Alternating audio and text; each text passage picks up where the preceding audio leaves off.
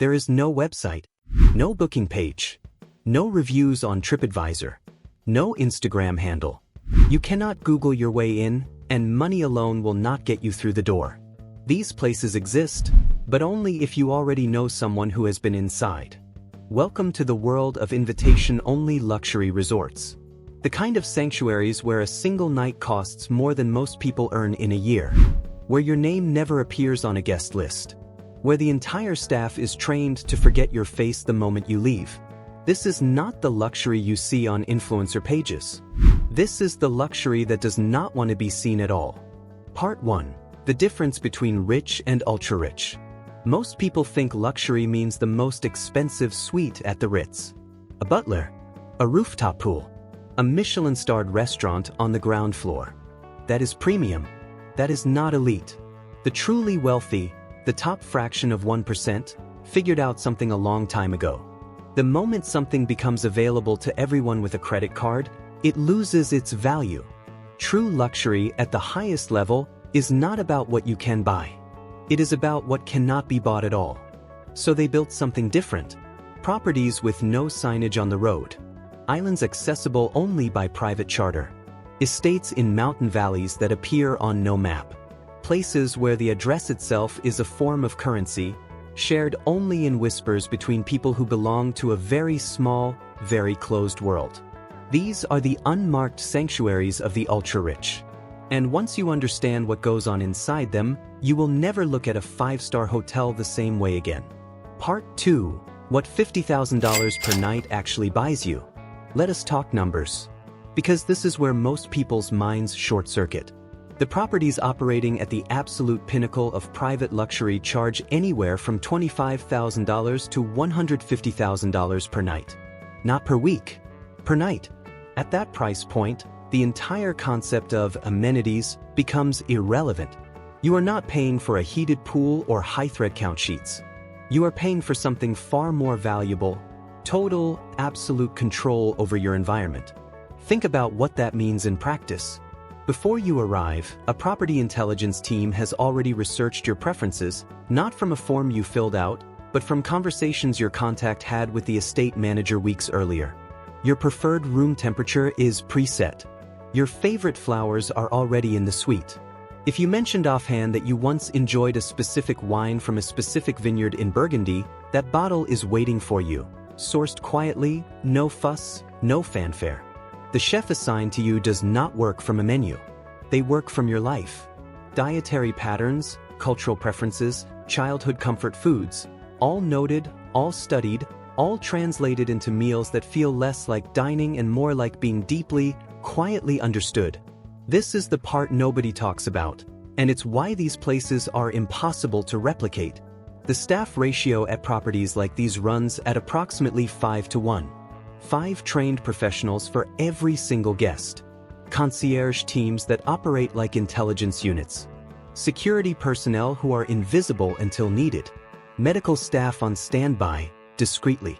A communications blackout enforced across the entire property. No photos. No social media. No trace. Part 3. The security architecture nobody sees. Here is what makes these resorts unlike anything else in the hospitality world. Security is not a department. It is a philosophy woven into every layer of the property's design. The perimeter is managed without walls. Surveillance technology, motion sensors, thermal imaging, encrypted communications, is embedded into the natural landscape. You will not see cameras. You will not see guards at every corner. But the security infrastructure rivals what you would find protecting a head of state. And in many cases, it is protecting heads of state. The guest lists at the most exclusive of these properties, when they exist at all, read like a who's who of global power. Tech founders worth hundreds of billions. Ruling family members. Former intelligence chiefs. Athletes whose brand value alone exceeds that of mid-sized corporations. Michael Jordan, a man whose net worth reached $4.3 billion in 2026, is precisely the kind of figure who moves through these circles. After selling his stake in the Charlotte Hornets for roughly $3 billion in 2023, Jordan owns a golf course he calls Grove 23, described as ultra-private with an exclusive membership. That instinct, the need to build and inhabit spaces that exist outside the public gaze, is the same instinct driving demand for these resorts. At this level, privacy is not a preference. It is a professional requirement. One leaked photograph, one overheard conversation, one unvetted staff member, and the consequences can be global. Part 4. The invitation economy. So how does one actually access these places? Not with money, not with fame, not with a well-worded email to a contact address that does not exist. Access comes through endorsement. Someone already inside vouches for you, and that person's reputation is on the line every time they do. The social architecture of invitation-only luxury is built on accountability. Bring someone who does not belong, and you may never be invited back. That consequence alone functions as the world's most effective vetting system.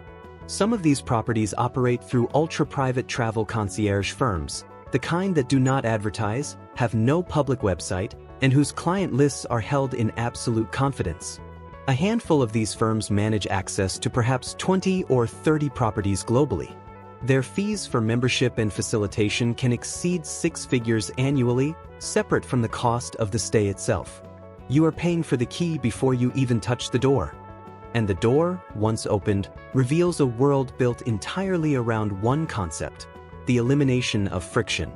Every decision you might have to make has already been made for you. Every logistical problem has been anticipated and solved before it had a chance to form. You arrive. You exist. You leave. Everything in between is handled with a silence and precision that feels almost surreal. Part 5. What luxury really means at the top. Here is the insight that changes how you see all of this. For the bottom 99%, luxury means more. Bigger, brighter, more visible, a flashier watch, a louder car, a sweet upgrade that you can post about later.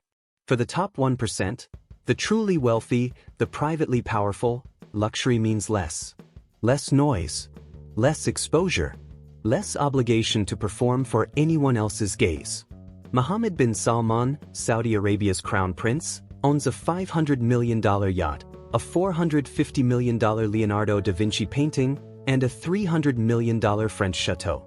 That collection, staggering as it is in dollar terms, is still essentially public. Still a statement. At the very apex of private wealth, the statement being made is the opposite: you will never know I was here. The most expensive things in the world are no longer objects. They are experiences that leave no record. Moments that exist only in the memory of the person who lived them. Properties that, to the outside world, do not exist at all. That is what $50,000 a night buys. Not a room. Not a view. Not a thread count. Absence. Silence. Invisibility. The world you just heard about operates in plain sight, and you will never see it unless you are already a part of it. That is, of course, the entire point. If this kind of deep dive into how the ultra-wealthy actually live is something you want more of, the real systems, the real numbers, the real structures behind the headlines, hit follow and turn on notifications. Every week we go somewhere most people are never invited. And share this with someone who thinks they know what luxury looks like. Because they have no idea.